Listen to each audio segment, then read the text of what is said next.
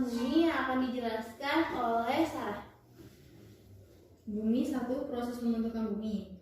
Bumi ini awal penciptaannya penuh dengan air sampai tidak ada kawasan kering yang tampak sedikit pun. Kemudian Allah menghendaki untuk memuntahkan dasar samudra luas dengan letusan gunung berapi hebat yang terus-menerus memuntahkan lava yang menggumpal satu sama lain, membentuk rentetan pegunungan di tengah samudra belantara ini. Sampai sekarang, kepulauan vulkanik tetap membentuk sebagai puncak-puncak rantai pegunungan samudra. Kemudian vulkanik berkembang secara bertahap melalui proses pengembangan karena pergolakan gunung berapi yang berkelanjutan sehingga terbentuklah benua induk yang dikenal sebagai benua Pangea. Allah kemudian berkehendak membelah benua induk ini melalui jaringan retakan-retakan dan penyekungan bumi yang akhirnya mengakibatkan benua ini terbelah menjadi 7 benua. Proses ini dikenal dengan sebutan suku samudra dan daratan. Hal ini berkaitan dengan firman Allah dalam surat Abasa yang artinya kemudian kami belah bumi dengan sebaik-baiknya. Lalu 7, bumi ini memiliki lapisan, yaitu ada kerak bumi, ada mantel bumi, ada inti bumi, yaitu inti bagian luar dan bagian dalam. Di kerak bumi ini merupakan tempat kita hidup untuk manusia, hewan, dan tumbuhan. Lalu kemudian ada mantel bumi juga. Mantel bumi ini memiliki ketebalan mencapai 2.900 km. Terdiri dari kandungan besi, aluminium, magnesium, kalium, silikon, serta oksigen. Lalu selanjutnya inti bumi bagian luar. Inti bumi bagian luar ini terdiri dari bahan besi dan nikel yang sangat padat dan cair dan sangat panas. Para peneliti beranggapan bahwasannya di inti bumi di luar ini memiliki kompas magnetik yang disebabkan ketika bumi melakukan rotasi yang menghasilkan magnet bumi. Lalu inti bumi bagian dalam merupakan pusat terdalam inti bumi dan kedalaman mencapai 5.200 km dari kerak bumi. Lalu bumi ini memiliki 7 lapisan atmosfer. Ada lapisan troposfer, lalu ada stratosfer, lalu ada mesosfer, termosfer, dan eksosfer. Dari masing-masing ini memiliki fungsi bagi kehidupan manusia, yaitu troposfer ini merupakan lapisan yang untuk mengatur temperatur. Lalu kemudian stratosfer yang memiliki fungsi untuk lapisan perbatasan atau transisi antara stratosfer dan mesosfer. Selanjutnya di stratosfer ini memiliki 2 lapisan, yaitu lapisan lapisan atas yang berfungsi sebagai lapisan ozon, yaitu untuk melakukan penyerapan sinar UV. Ada mesosfer juga berfungsi untuk penyerapan sinar UV, dan termosfer itu untuk temperatur. Dalam masalah ini juga dijelaskan dalam Al-Quran, di dalam Quran surat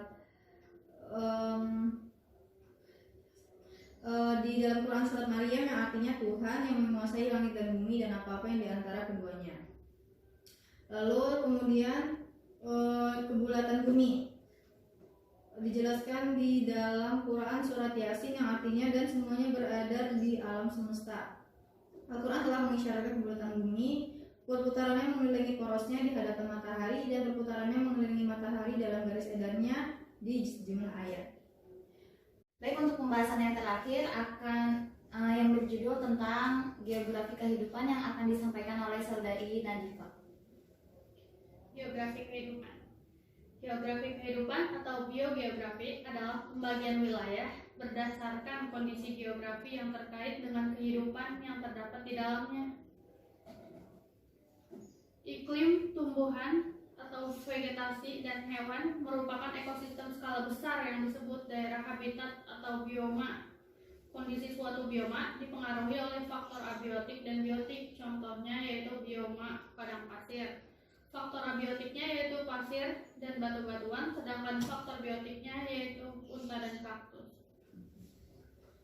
Pembagian wilayah berdasarkan letak geografi menimbulkan iklim yang berbeda-beda dan sangat mempengaruhi kehidupan tumbuhan dan wujud binatang yang ada di dalamnya.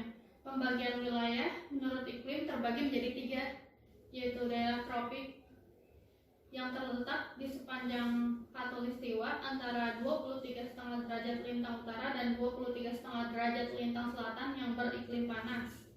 Yang kedua yaitu daerah subtropik yang terletak di antara 23,5 sampai 66,5 lintang utara atau lintang selatan.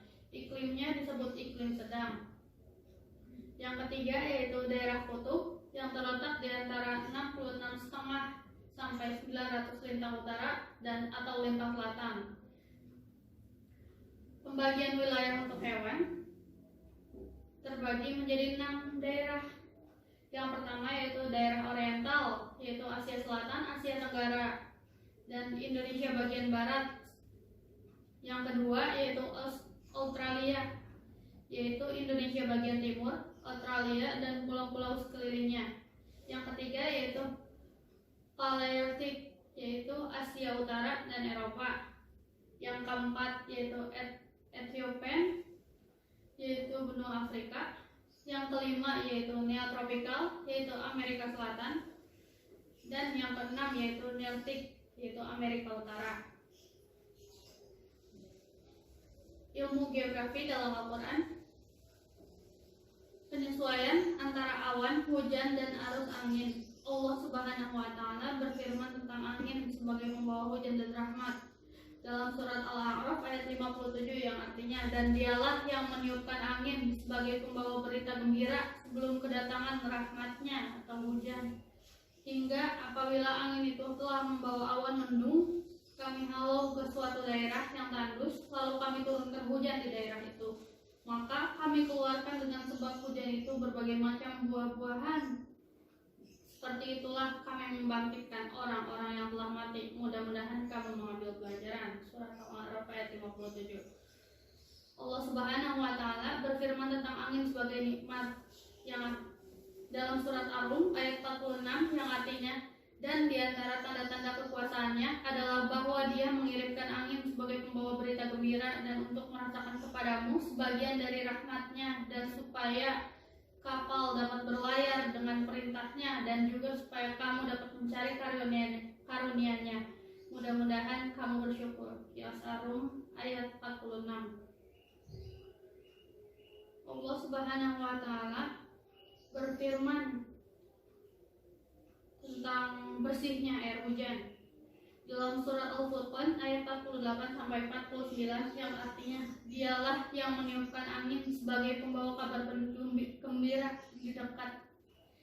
Yang artinya, dialah yang meniupkan angin sebagai pembawa kabar gembira dekat sebelum kedatangan rahmatnya hujan, dan kami turunkan dari langit air yang amat bersih, dan agar kami menghirupkan dengan air itu negeri atau tanah yang mati, dan agar kami memberi minum dengan air itu sebagian besar dari makhluk kami, binatang-binatang ternak dan manusia yang banyak.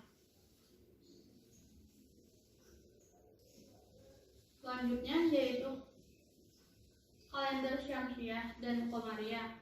Al-Quran juga mengisyaratkan perbedaan perhitungan Syamsiah dan Qamariyah, yaitu ketika Al-Quran menguraikan kisah Ashabul Kahfi dalam surat Al-Kahfi ayat 25 yang artinya, dan mereka tinggal dalam gua mereka 300 tahun dan ditambah 9 tahun lagi.